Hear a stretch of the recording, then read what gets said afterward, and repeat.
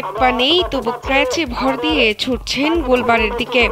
প্রতিপক্ষ আবার ক্র্যাচে ভর করেই ছুটে আসছেন সে বল ছিনিয়ে নিতে।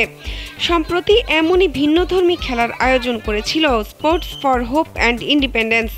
হাতপাহীন অনেকেই অন্যদের সাহায্য সহযোগিতা নিয়ে জীবন পার করেন, তবে এবার কিছু নারী দেখিয়ে দিলেন পা ছাড়াই কত কি করা যায়, এমনকি খেলা যায় ফুটবলও।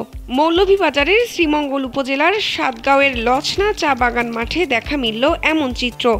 মাঠে ফুটবল খেলছেন নারীরা, যদিও গোলকিপার বাদে তাদের কারোই দুটি পা সচল নেই। গোলকিপারের দুটি পা থাকলেও একটি হাত নেই। স্পোর্টস ফর হোপ অ্যান্ড ইন্ডিপেন্ডেন্সের আয়োজনে যমুনা স্মার্ট রেফ্রিজারেটর, স্মার্ট লাইফে স্মার্ট রেফ্রিজারেটর। প্রথমবারের মতো হয়ে গেল শারীরিক প্রতিবন্ধী নারীদের অংশগ্রহণে নারী অ্যাম্পিউট ফুটবল ম্যাচ। আমার অনেক ভালো লাগতেছে। আমার আগের থেকে স্বপ্ন ছিল ফুটবলার হওয়ার, কিন্তু পায়ের কারণে আমরা ফুটবল হতে পারিনি। ফুটবলার হওয়ার স্বপ্ন নষ্ট হয়ে যায়, কিন্তু নতুন কদম এবং SHI ফুটবল ক্যাম্পের মাধ্যমে আমি আবার আমার সেই ফুটবল খেলার সুযোগ পেয়েছি।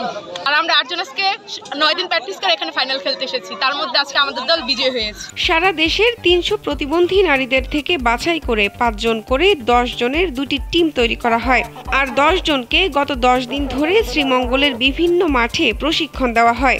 আন্তর্জাতিক রেড ক্রস কমিটির সহযোগিতায় প্রতিবন্ধী নারীদের এই খেলাটি দর্শকদের জন্য ছিল আনন্দদায়ক। ওনাদেরকে স্যালুট জানাতে চাই আমি। ওনারা এক পায়ে আমাদেরকে এত সুন্দর একটা খেলা উপভোগ করাইছে। আর আমাদের এই যে সাতগাঁও মাঠে হয়েছে, আসলে আমরা খুব লাকি এত সুন্দর খেলা করতে পারছি। সবুজ ও মেরুন দলের এই খেলায় 15 মিনিট করে 30 মিনিট খেলার পর গোলশূন্য হলে টাই ব্রেকারে বিজয়ী হয় মেরুন দল।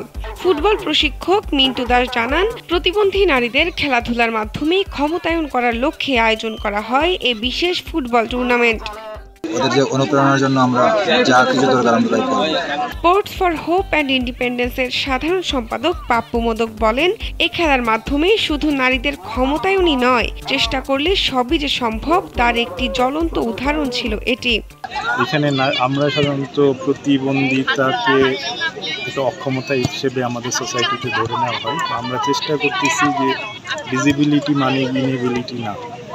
প্রতিবন্ধী ব্যক্তিদের অনেক সক্ষমতা আছে, আমাদের থেকে ওনারা অনেক কিছু ভালো করতে পারেন। স্থানীয়রা বলছেন, এমন ভিন্নধর্মী একটি ফুটবল ম্যাচ দেখতে পেরে তারা খুশি। তারা বলছেন, এভাবে নারী ও প্রতিবন্ধীদের সহযোগিতায় সবাই এগিয়ে আসলে সমাজে কেউ আর অনগ্রসর থাকবে না। শাহনাজ পারভিন, কালবেলা।